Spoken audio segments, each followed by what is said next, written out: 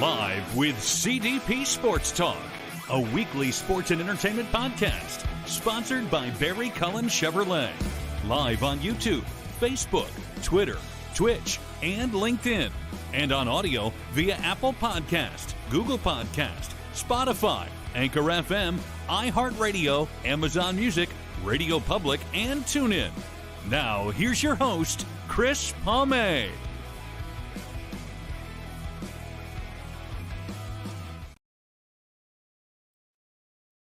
Good morning. Welcome to Season 6, Episode 6 of Live with CDP Sports Talk, brought to you by Barry Cullen Chevrolet Dealership, 905 Woodlawn Road West in the Guelph Auto Mall. Check out barrycullen.com for the newest selection of new and pre-owned GM vehicles, or give them a call at 519-824-0210, or email them at info@barrycullen.com. Thanks again, everybody, for coming on live with CDP Sports Talk on this Wednesday, May 31st, 2023. I can't believe it's almost June, and I'm looking forward to my guest today. My guest, it's her first time on our show. Her name is Jessica Bensch. She's an Agile Coach, and she's also the founder of Vanguard Voices, a champion for psychological safety in companies as well. So I'm really looking forward to speaking from Jessica, who's currently right now in Switzerland, and I believe it's about 4 o'clock their time as well. Good afternoon, Jessica. How are you doing? I'm good.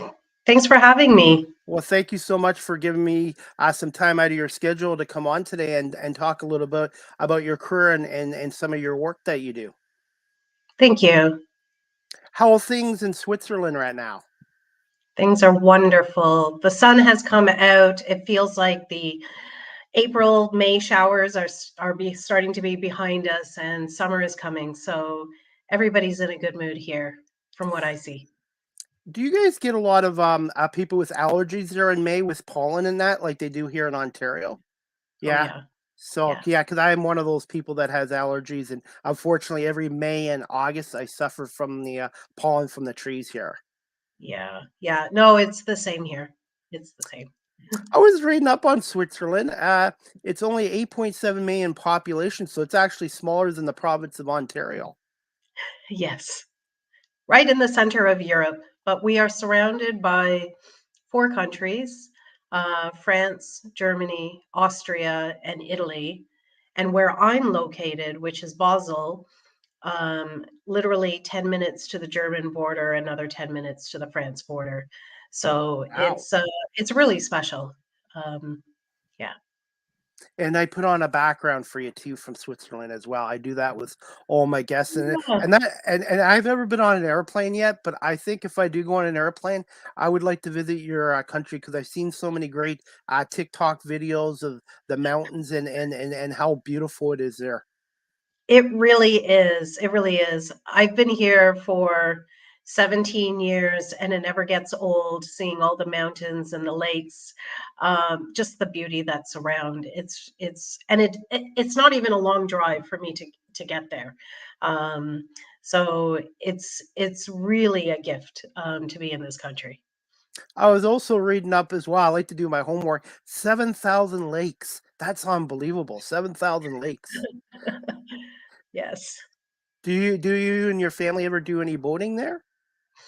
Yeah, over the summertime we have Yeah. gone. I mean, it's generally, it's a normal thing to go to the river. So we have the river in Basel. So it's actually a very nice Sunday afternoon pastime to sit by the river, have a drink, with your friends or read a book.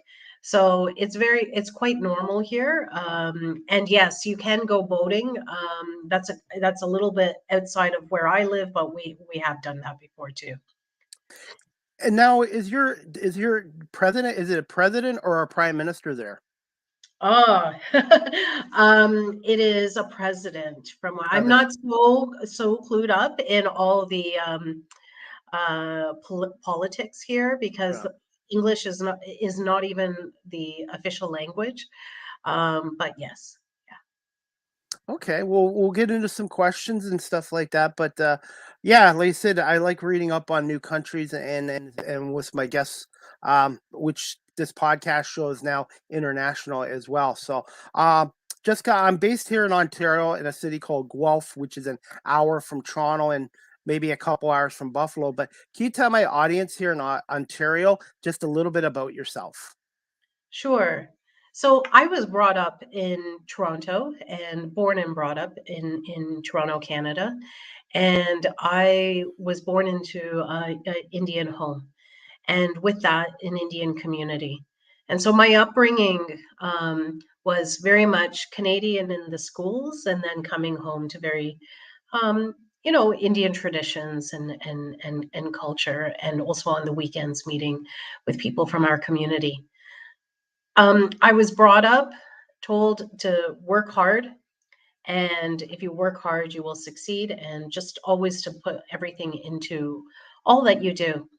And so when I graduated from university, I thought, okay, I'll work for a couple of years, and I felt, okay, why don't I look beyond the walls of Canada, the borders of Canada? I wanted to see the world, and so 17 years ago, I moved to Switzerland, and I've been here with full of gratitude and admiration in the sense of I never expected my life the way, to turn out the way it is today. Since moving here, of course, I met my husband, who is German South African. We have 3 children. In fact, we have 6 flags on our door for Canada, Indian, German South African, Filipino, because we have a girl who also is part of our family from the Philippines, and the Swiss flag on top. And I'll also add, we don't officially have it on the door, but we also should probably add the Ukrainian flag because we've been housing guests here over the last year. How many languages do you currently speak, and how much of an adjustment was it coming from Canada to Switzerland at the beginning? As long as you don't test me, Okay, I promise. I promise. I'll say that I speak, you know, 3 languages, but very, very little. I would say baby German and baby French. My everyday working language is, of course, English because I work in an international company. And how much was it an adjustment? It was an adjustment because I came here, in when I was young and I didn't know anybody. I literally was taking a risk. And at that time, that was the time, I felt I could. And it was an adjustment in terms of things like things go quiet, generally speaking, after 10 o'clock, 9 o'clock, 10 o'clock at night. I was living in an apartment building and there was a laundry schedule that I had to adhere to. So that meant that there was one laundry day or 2 laundry days for all the residents in the building. And I found that really challenging at times. Of course, there were adjustments to not only the language, but also the food and just the culture in general. And, I really struggled in the early years, I must say. I'm so used to, yeah, just I was used to, for example, on the street in Toronto, if I walk down, it's very normal to say hello and good morning with a smile to somebody. Here, people are very focused and kind of I'm not saying that people don't say good morning, but it's just a very different tone and a different style of interacting, between each other. So a lot of adjustments, but because my husband is German, he also has helped me along the way. Definitely. And the time difference is what, 5 hours ahead of us here in Ontario, I believe. It's 6 hours. 6 hours. Okay, Yeah. that's something I got to work on. Is the time changes for doing these shows as well to make sure I get the right times with my guests. But did that take you a little while too to get used to the time change as well for your body and stuff? Oh, I the body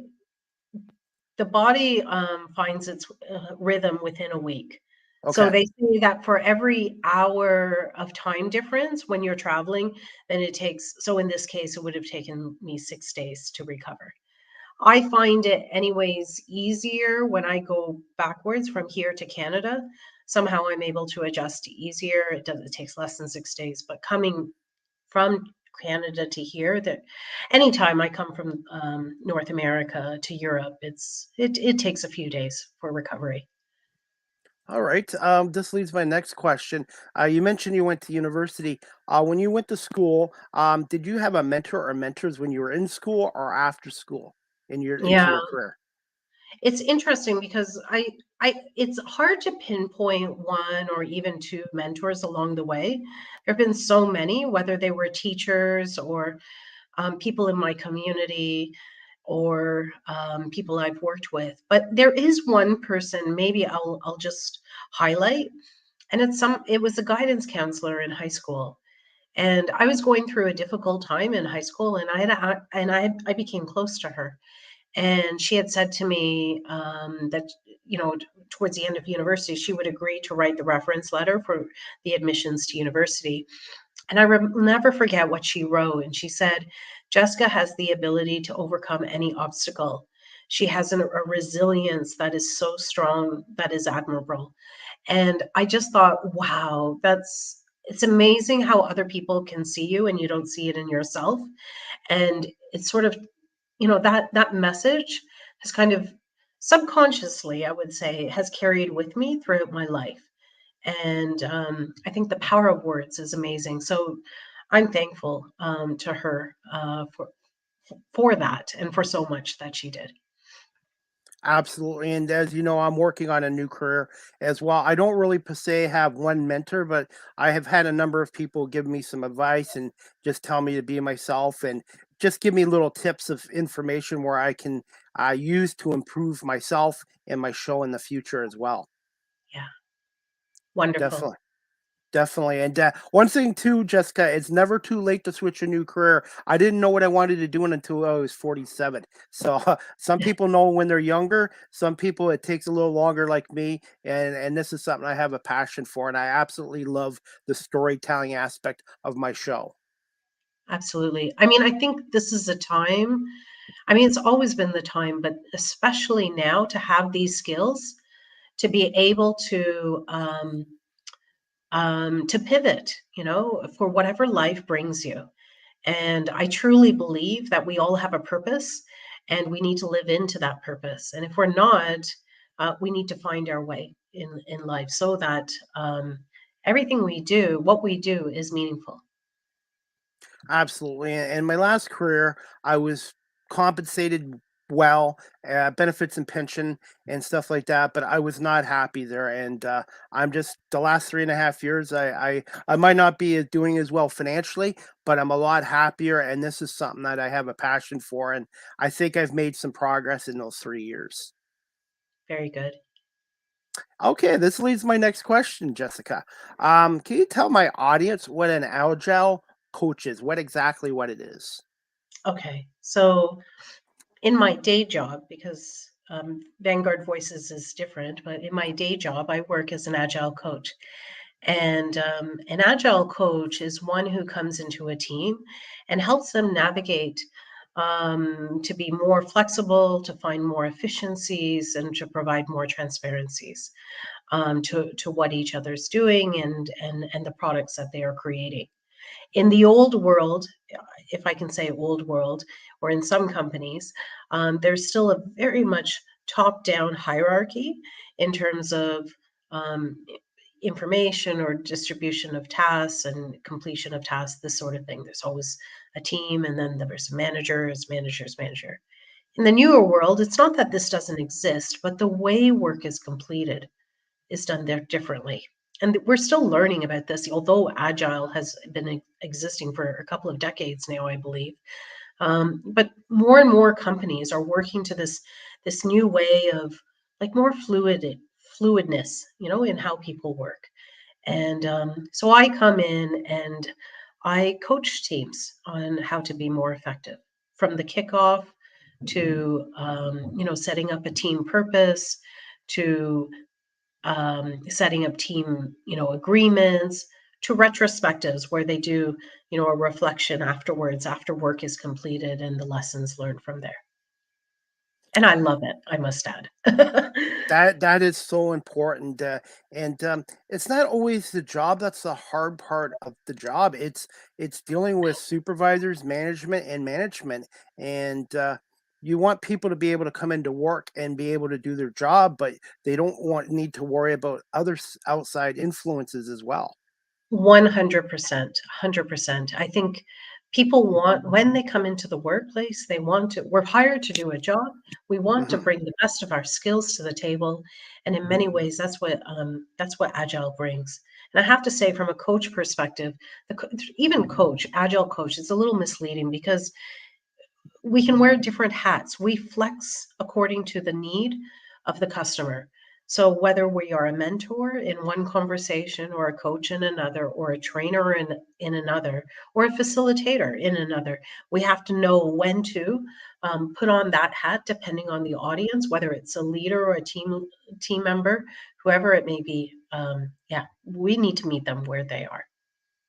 Yeah, because like I said, I know what it's like to be in a company where the environment wasn't great, and if you want to change an environment or a culture, it has to start from the top. And I think what you're doing is great. And like I said, I think a company is only as good as its employees are, because if you can, you're not going to keep everybody happy. It's impossible. But if you can make it a decent work environment or a good work environment, I think it makes the company stronger as a whole, in my opinion.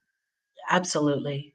Absolutely. I think what I'm encouraged with is to see more and more companies talking about culture, the understanding that organizational culture is so important, if not the most important, in how to for a company to survive and thrive. Um, so it's encouraging to see that there are already mindsets shifting in this area. It's long overdue. And how many, other than Switzerland, how many other countries do you travel? Do you go to other countries and talk to various companies in other countries? So over my career, I have traveled to close to 40 countries, and it's just with my various positions, not as an agile coach, but in my various positions before.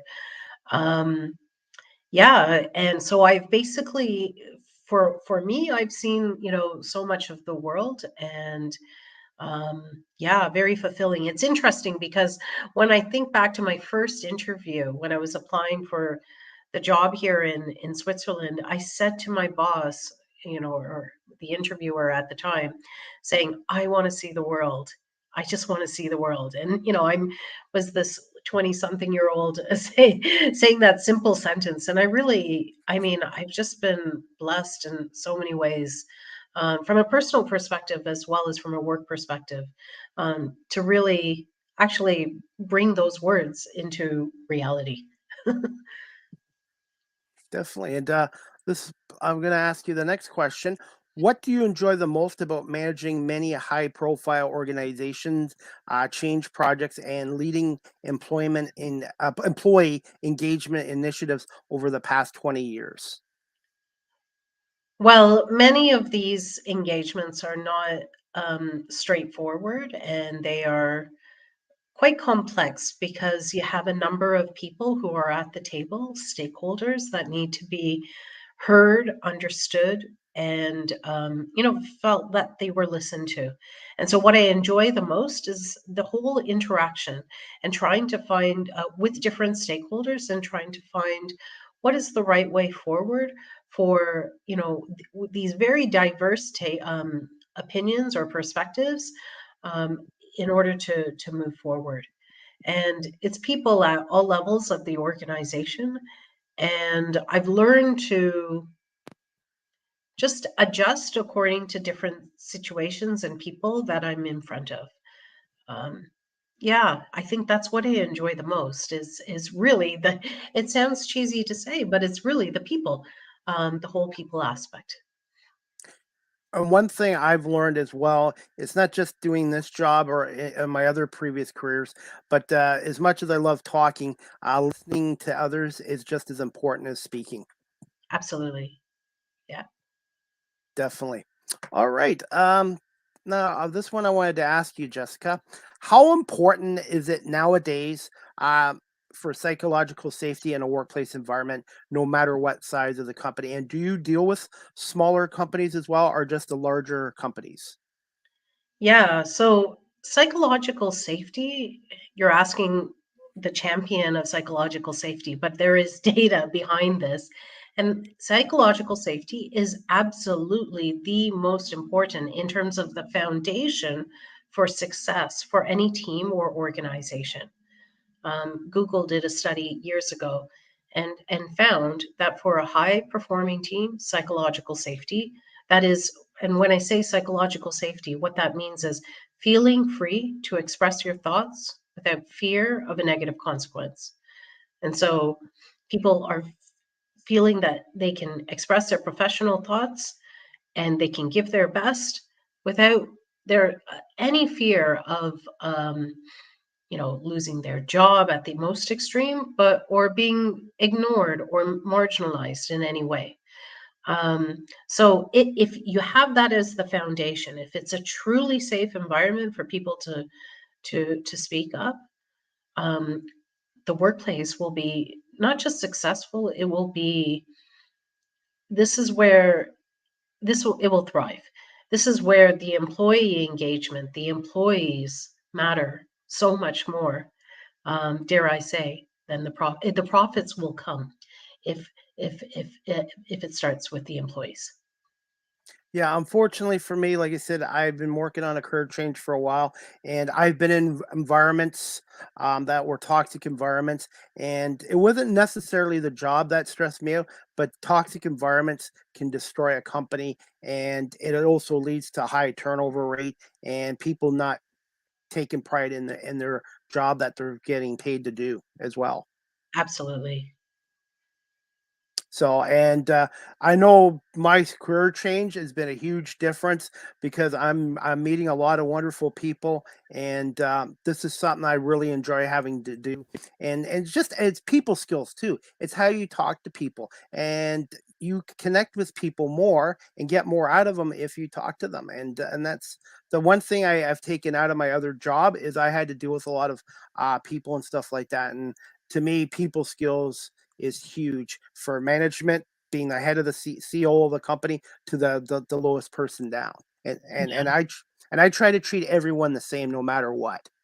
Yeah. That's wonderful. I mean, that's the world I would like to see, is that we can all look at each other eye to eye, irrespective of any title, status, hierarchy that a person may superficially hold, if I can say it like that.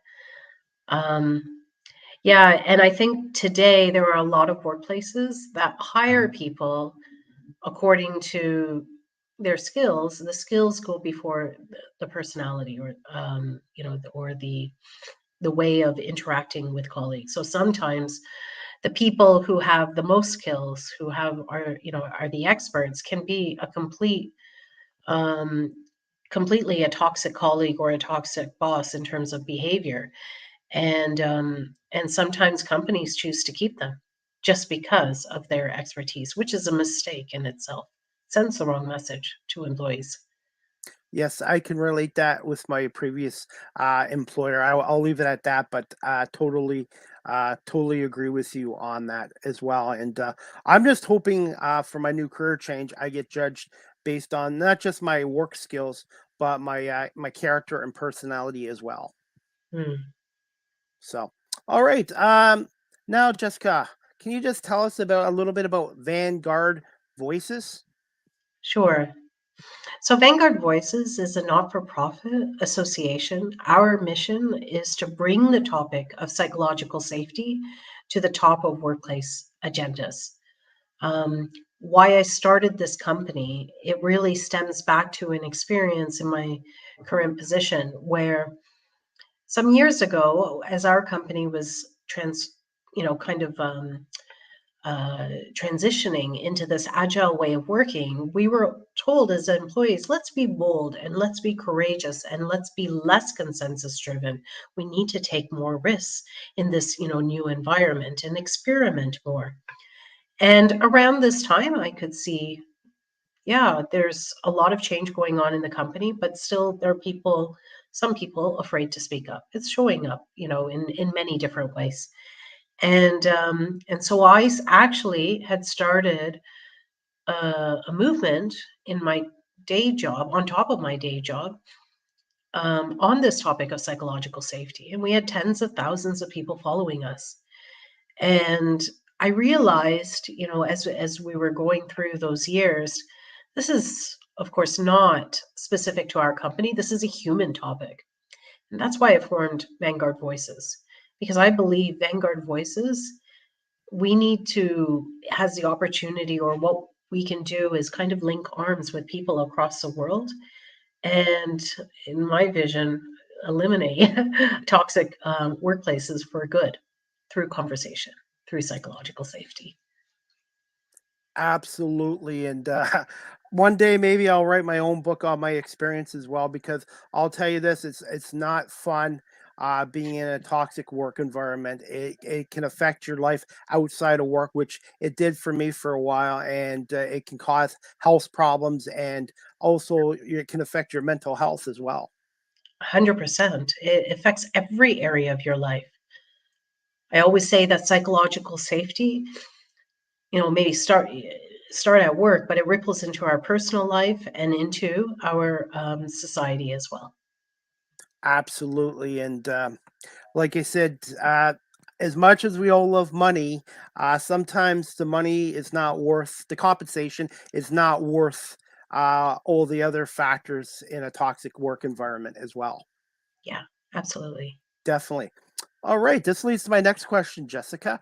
What were some of the challenges? I'm rewording this question. What are some of the challenges of starting up your own business? And again, what do you enjoy the most about Vanguard Voices? And also, do you ever come back to North America as well? Oh, okay.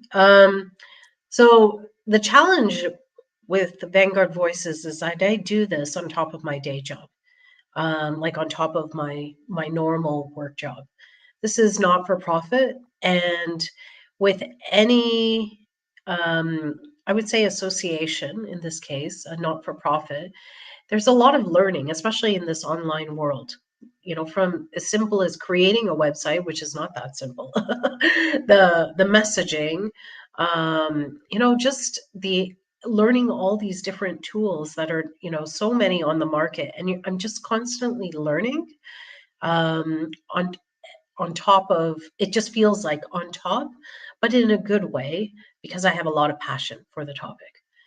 So my biggest challenge is time, being able to get the to right balance between the work, my family, and Vanguard, which are the big buckets in my life right now. What I enjoy the most is the fact that I truly believe that I'm living into my passion. I have gone through my career. I've now been working for over 20 years, and I can see the dots in my career connecting, leading me to this point, because I've gone through my own experiences of, being bullied or being ignored, marginalized, being just in different situations that many of us have gone through. I think everybody has a story of a toxic colleague or boss. And I can see those dots very clearly. And I can see how I've spoken up in different ways through my career. Going back to that guidance counselor who said, Jessica can overcome any obstacle, that has helped me in, like subconsciously, that's helped me through, I, my, my ability to get through circumstances. And so what I enjoy the most is knowing that I'm here and I want to make a difference. And I don't want other people to go through not what I've gone through, not only what I've gone through, what others have gone through. I really would like to see a change in the workplace, in the world of work. I have 100% agree, and I've been bullied as well in the workplace, and I've also been belittled as well, and it's not fun going through that. No. especially when companies cover it up. So I'm glad there's people like yourself out there that are working to try to change uh, companies' culture because, like I said, I think a company is only as good as its employees. Yeah, absolutely. And I consider myself, to be honest, pretty average in the sense that I'm no different, no better, no less than anybody else. And I truly believe that it takes a lot of us to come together and link arms on this topic. I truly see this as a movement, um, because it's got to change. There is a change that's needed. And, we wouldn't put up with, let's say, physical abuse. Um, why are we putting up with this kind of psychological abuse at times for some people, in the workplace? And we just need to prioritize, not just need, we need to prioritize, measure, monitor psychological safety, so that these type of instances are minimized. People need to at least feel free to express their thoughts. That's a basic minimum, and I would even say the basic right for anyone who's working. Yeah, unfortunately, I can't go into my details with my former employee, but I kind of stood up for my rights and stuff like that. And unfortunately, now it's going to end up going to arbitration, and it's just unfortunately it came to that. But I don't regret anything I did because I was just standing up for my beliefs and what I thought was right. And like I said, no company like I said, nobody should ever have to go through that in any company, no matter what your role is. Yeah. Okay. All right, Jessica. We'll move on to this question. What has it been like personally being recognized with more than 20 global awards for this initiative? What kind of a feeling is that? Um, it's nice. It's humbling. I got these awards in many ways because of the internal movement I ran, and before Vanguard Voices, I should, just to be clear. And so that movement, which led to Vanguard Voices, excuse me, in many ways, I got a lot of resistance along the way. A lot of people saying, in at different levels, but especially at higher levels, who were critical. But the fact was, there was this following that we had, and I think, to be recognized is it's a very gratifying feeling because it's like, okay, it's a confirmation that in spite of the resistance, we overcame it, and here we are being recognized. So yeah, it's recognized in diversity, inclusion, and leadership, and being innovative and a trailblazer. These are um, wonderful words to be recognized as. Uh, And it's just a great feeling too, knowing that you're making an impact and you're helping others. And I can see your passion just from talking with you as well. yeah, absolutely. And my passion comes because I come from that experience, and I've heard so many stories. And because I'm a naturally empathetic person and sensitive to what others go through, yeah, there's a fire in me that is just not going to extinguish, even after I officially retire from work. I think this is going to carry with me till for my lifetime. That's what I feel, at least. And I think that's why I connected with you on LinkedIn because a lot of your posts hit home with me from my Mm, personal experiences in my working career as well. yeah, it's sad because we sometimes think when we're going through these experiences that we're alone, that nobody else has gone through this or there's nobody to talk to.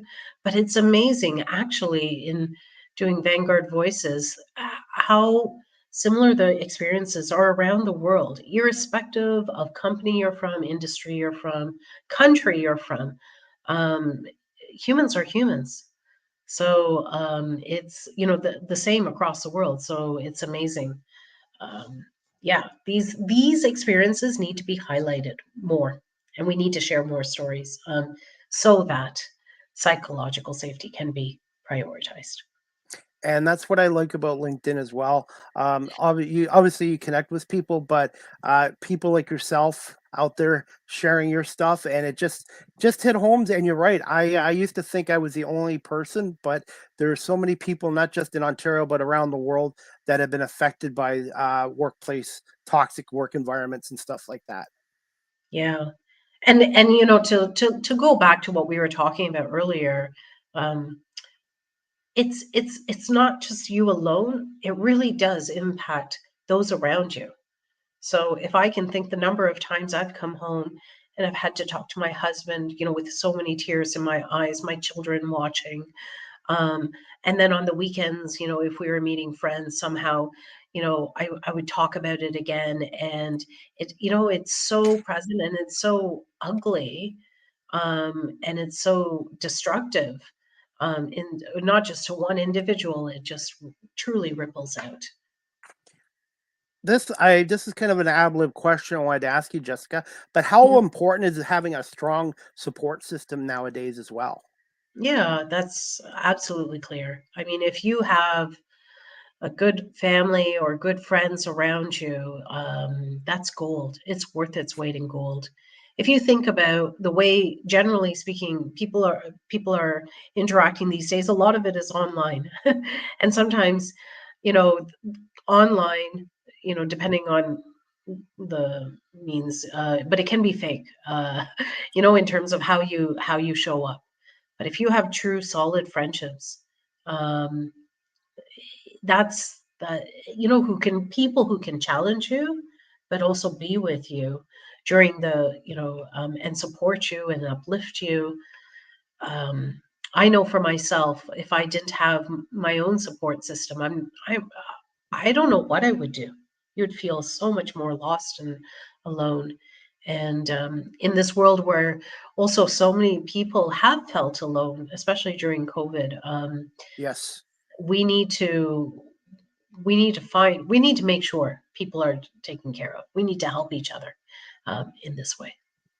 Absolutely, and you couldn't have, I you said it perfectly, and mental health as well, and I know some people that ended up turning to alcohol because they were so stressed out from their jobs or drug dependency, and that's something. That's why it's so important to have a good support system, somebody that'll talk you can talk to and will listen to you as well, and also too.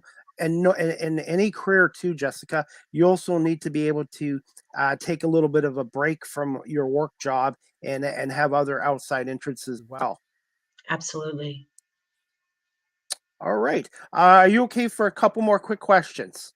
Absolutely. Yeah. Okay, no problem. And I'm really enjoying talking to you. Like you said, I could probably talk to you for 5, 6 hours about my life experiences and also all the stuff that you've gone through as well. Can you just tell us about being a little bit about being a global a cosmopolitan?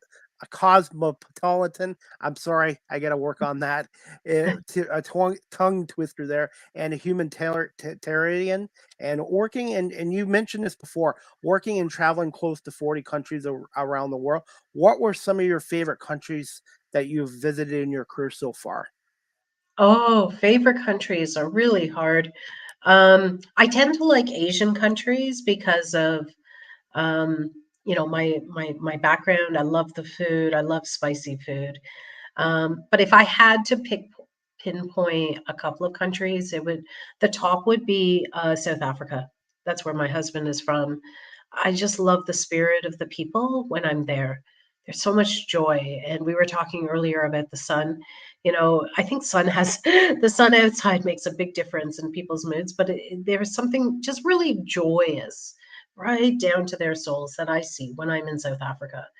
And you know, with the way they interact with each other, the dance, it's just so beautiful. So South Africa is definitely one of them. India is, of course, one of them.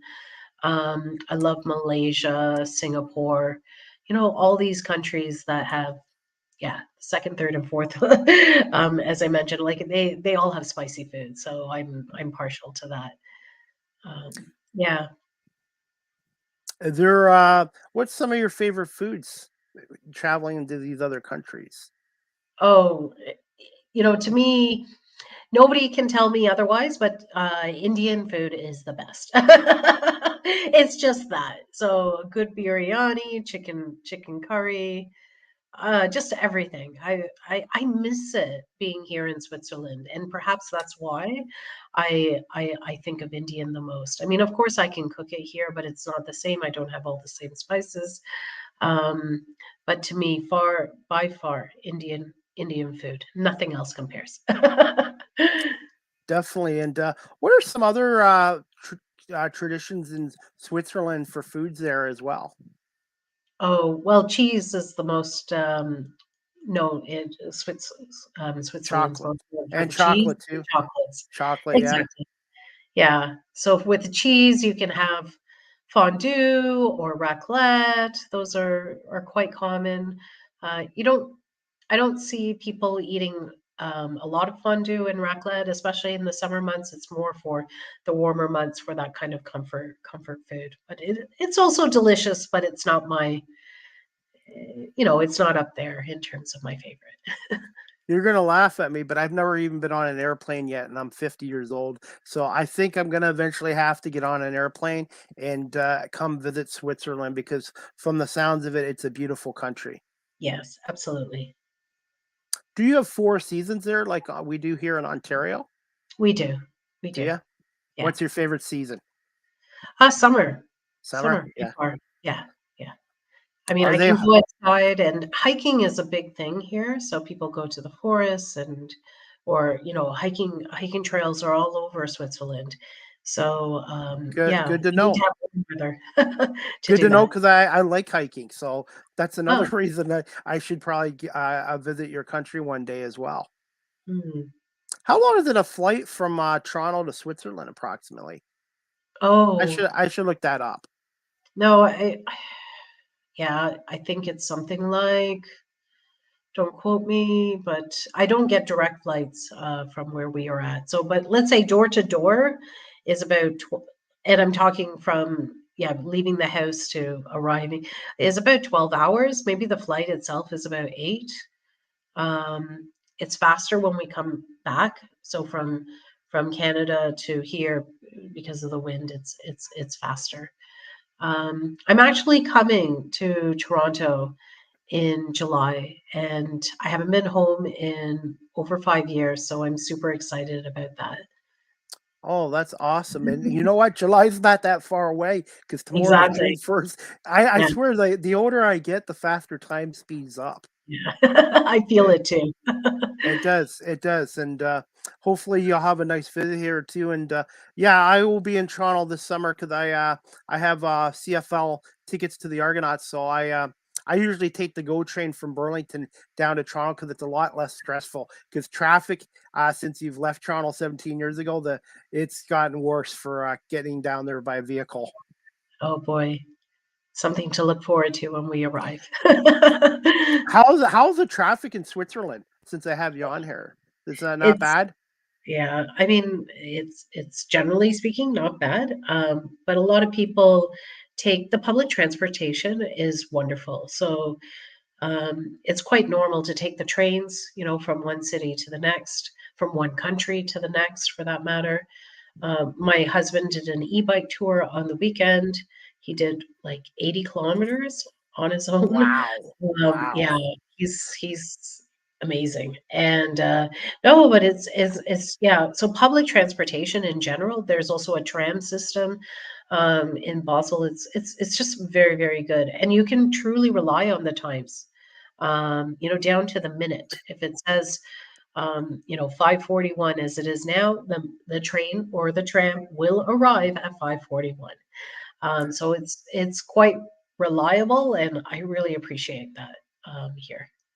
Yeah, unfortunately, you can't say the same thing here in Ontario with our transit. So, but finally, we'll wrap it up. What do you enjoy the most about living and working in Switzerland with your family? And do you have some favorite places that you like to visit during vacation when you have some time off? Um, so what do I enjoy the most? What I enjoy the most is, I have three young children. I have three girls who are 10, 8, and 7. And every day it's a school year. They're walking to school on their own.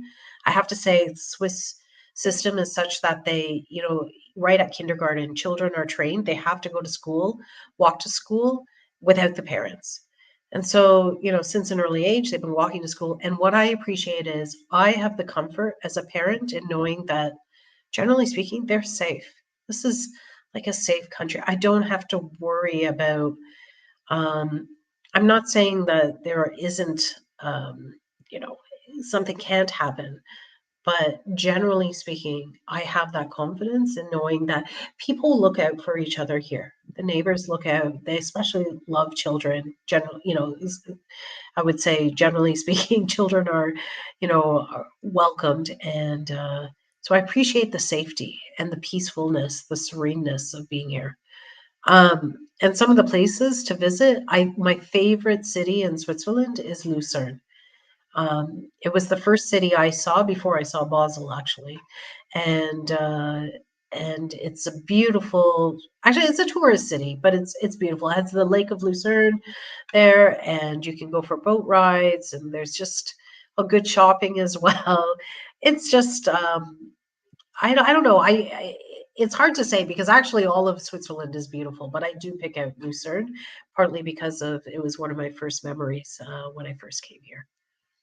I think you might have a new job as a tour guide or a tour thing, because I think you've sold me on Switzerland just from speaking with you today. Very Have good. you, before I wrap this up, have you ever thought about in the future writing a book about what you're doing? I would like to. I would like to. I think once Vanguard Voices has even more traction, I would really like to write a book. Absolutely. I know one of the things that we're trying to do, it's me, I have a team with me. We want to collect more stories.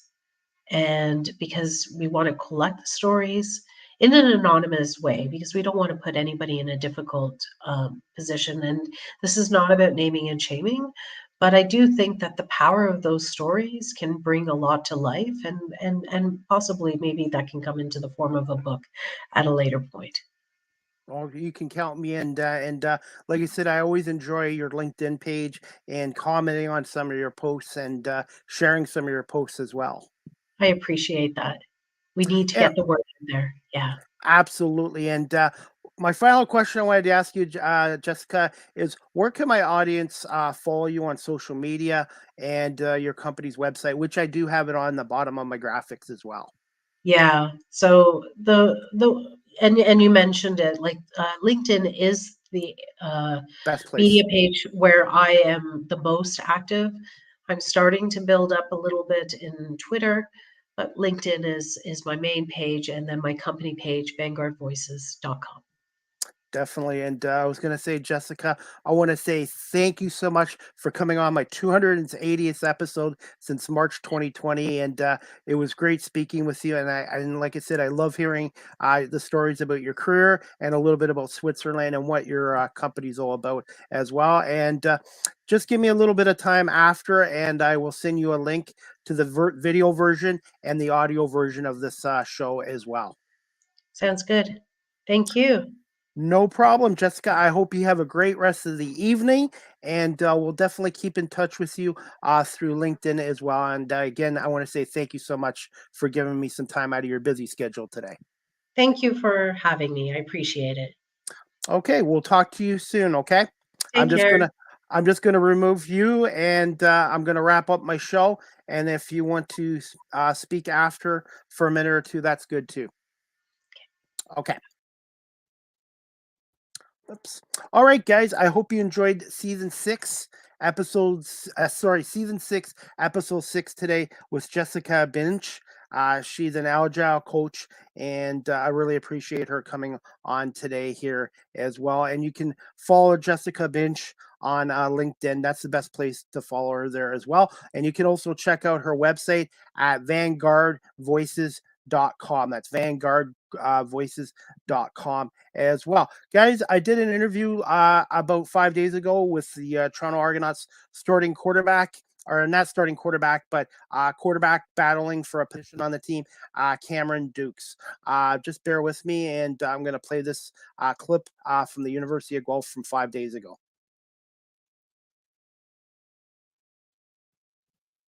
It's Chris Palme here again at the Alumni Stadium at the University of Guelph for day 15 of Toronto Argonauts training camp. And I have a special guest with me this morning, quarterback number 3, Cameron Dukes of the Toronto Argonauts. Good morning, Cameron. How you doing? Sure, doing great. Living the dream. Can't complain. Can you just tell my audience here a little bit about yourself? Yeah, so 24 years old, first year in the league here in the CFL. Just got blessed with the opportunity to come out here and play for Toronto Argonauts, so I'm very thankful. I grew up in Shepherdsville, Kentucky, born and raised in Louisville, Kentucky. Now live in Navarre Beach, Florida. And then, a short stint with the Las Vegas Nighthawks last year. Started 5 games there, and then got this opportunity, so I'm grateful. Can you tell us a little bit about your experience with the Vegas Nighthawks? Yeah, with Vegas, it's a great opportunity. I had to go there and get my feet wet in the professional game. Coach Mike Davis is a great guy, great owner, great coach. Blessed me with the opportunity to go out there, put stuff on film and got me this opportunity. So I was very grateful for that. Very fast game, short fields, got the walls that are undefeated. If you don't know about it, well, go run into a wall and you'll find out very quickly. So yeah, it was a great time. How did you end up with the Toronto Argonauts? Yeah, so just through help with Coach Davis there and with my agent, we got filmed together, sent it out, and thankful that they liked it enough to give me an opportunity. Yeah. Can you tell us a little bit about your high school career? And I believe you also went to Lindsey Wilson College. Yes, sir. Lindsey Wilson College. My high school career, I played football, basketball, and baseball growing up, all region and all of them. For a long time, I thought I was going to play baseball, and then got the opportunity to go play football, which was my passion growing up for Lindsey Wilson College. And I'm grateful for Chris Oliver, my head coach there. They gave me that opportunity. I had a good run there. I was 40-5, 3-time All-American, a national champion. So made it work with what I had. So got me here. Oh, when you played basketball, what position? And baseball, what position were you? And did you have a favorite Major League Baseball team and player growing up? Yes, my favorite baseball player growing up was Derek Jeter. I was a Yankees fan growing up. Baseball, I played middle infield. I pitched. Basketball, I was a shooting guard. A lot of people think I'm a point guard at heart, but I like to score the points. So. Ever play any hockey or just those 3 sports? Just those 3 sports. Never had hockey around me growing up, but I'm trying to get my feet wet with hockey. It's big around here. Everybody talks about it, so I'm trying to get my knowledge on that. Okay, being an American and coming over to the CFL here in Canada, how much of an adjustment is it to the CFL game? Yeah, the bigger field, the wider field. Obviously, the goalpost in front of the end zone is a little bit different seeing when you're right there next to it, dropping back when you're backed up. And then the extra man on the field, the extra defender. It takes time to get used to, but, we're slowly getting adjusted to it, trying to pick it up as fast as we can each day. It's getting more comfortable with it every day of practice. So. Can you just quickly tell my audience a little bit about tunnel vision? Because I know old quarterbacks, and no matter in the States or Canada, just mention what tunnel vision is to a quarterback. So tunnel vision is just, staring down receivers. It's a big thing that, when you grow in the rankings, defenders pick up on stuff like that and those bad habits. So, playing with your eyes as a quarterback is huge, looking off defenders to come back to a route on the backside. So, yeah, it's big. So you don't want to have tunnel vision, use your eyes and move guys and be a lot better for it. Thoughts on Ryan Dinwiddie and the coaching staff, and of course, Mike Pinball Clements? Oh, great staff, great organization here. Everybody's just been amazing from the time I stepped foot in here. The knowledge that they all have is unreal and unbelievable. That to be around guys like that with so much knowledge, to learn every day. I'm just trying to be a sponge, just soak up as much knowledge as I can. I'm grateful for them giving me this opportunity to come here. How long does it take a new quarterback in a new league, in a new system, to develop chemistry with the offensive line and also the wide receivers as well? I just think that depends on the person. You got to be able to, put in the extra time and the effort to develop that chemistry with those guys. So, it just depends on who you are and what your goal is with that. So, I try to do my best to reach out to guys, even off the field, just to build that extra chemistry with those guys. Overall thoughts on training camp here at the University of Guelph, and also with the quarterback competition with Chad Kelly, Ben Holmes, and Byron Scott? Yeah, it's been great.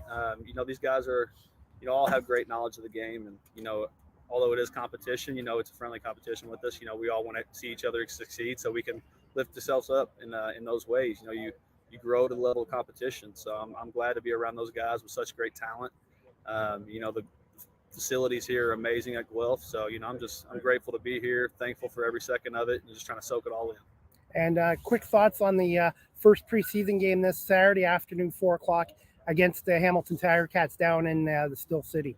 Yeah, so it's a big game for us, big rivalry. So I'm excited to get out there, get my feet wet with the CFL game.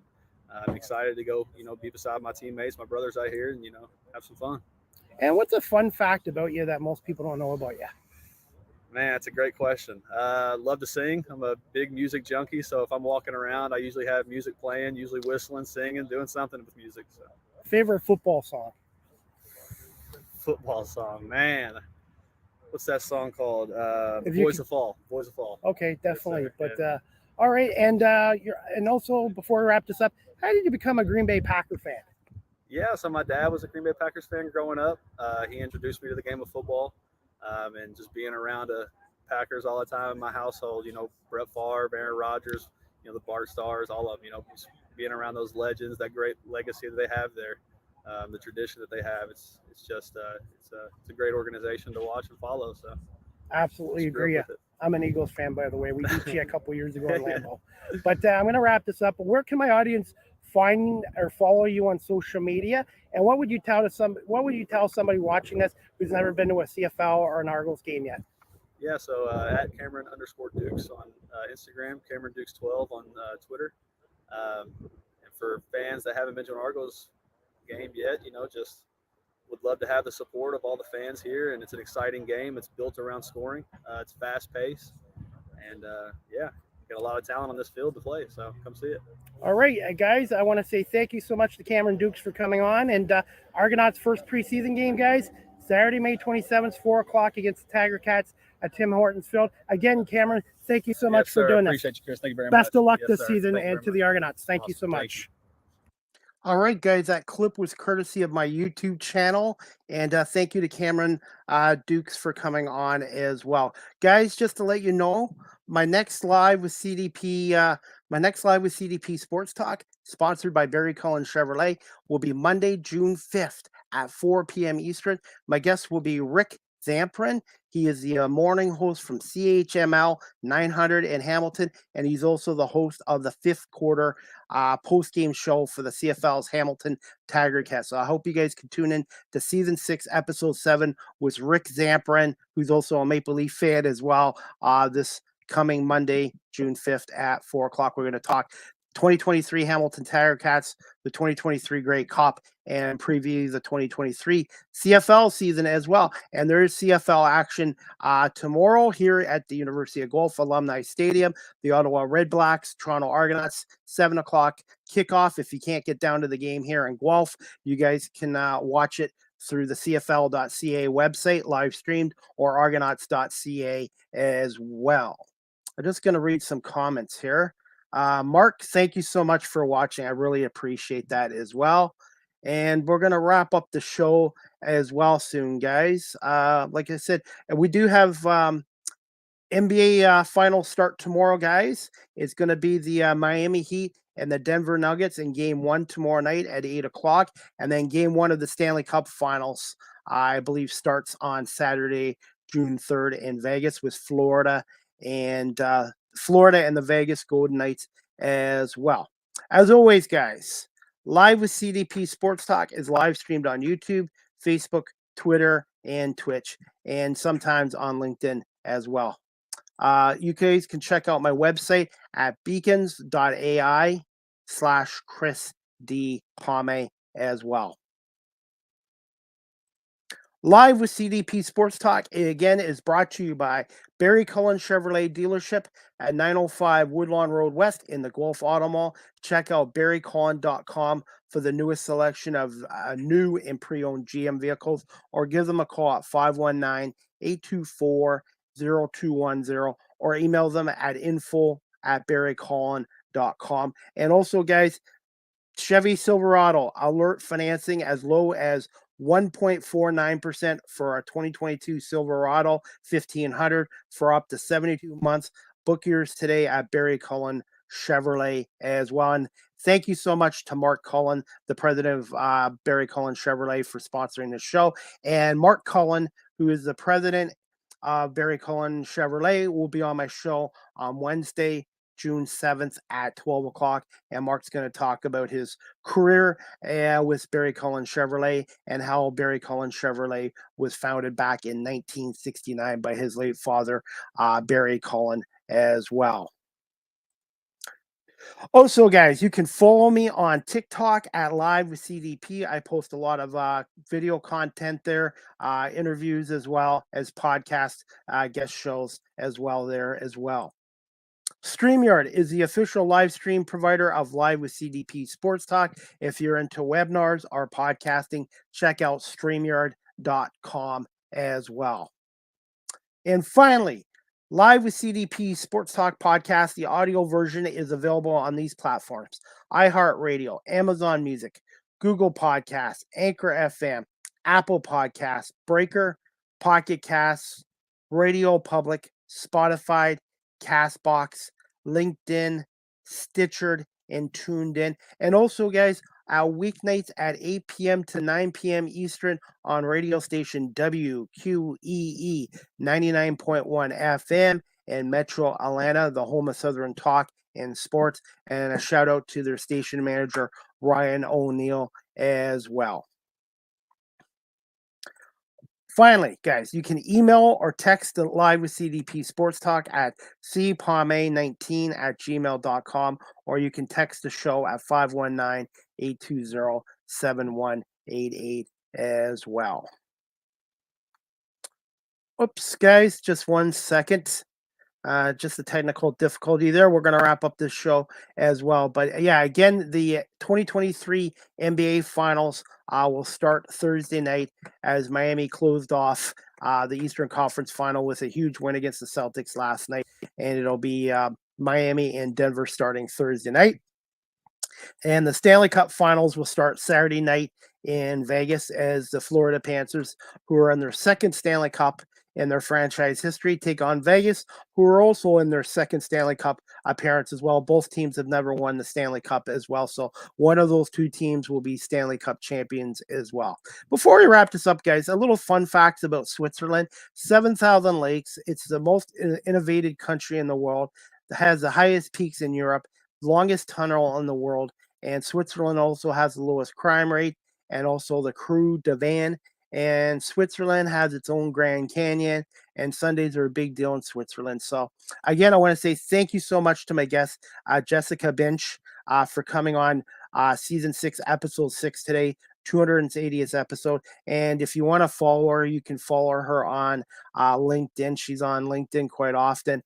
And before we go, I'll just put her website on her business again. If you'd like to check it out, you can check it out at vanguardvoices.com as well. So I want to say thank you to everybody watching this live streamed and also on my 14 audio platforms as well. And this episode will air on WQEE 99.1 FM, the home of Southern Talk and Sports in Metro Atlanta this week as well. So I hope everybody has a great rest of the day. Great afternoon, and I'm looking forward to my next episode again this Monday, June 5th, with Rick Zamperin from CHML 900 in Hamilton, and we're going to talk some Tiger Cats football, CFL football, and maybe talk about the Grey Cup being back in Hamilton in 2023 after the pandemic affected the Grey Cup in Hamilton in 2021 as well. Again, thank you to Jenna. Thank you so much to my guest, Jessica Bensch, for coming on here today. And I hope everybody, again, has a great afternoon, great evening, and we'll see you for the next episode of Live with CDP Sports Talk, again, brought to you by Barry Cullen Chevrolet here in Guelph and on WQEE 99.1 FM in Metro Atlanta. Good afternoon, everybody, and we'll talk to you soon for another edition of Live with CDP podcast.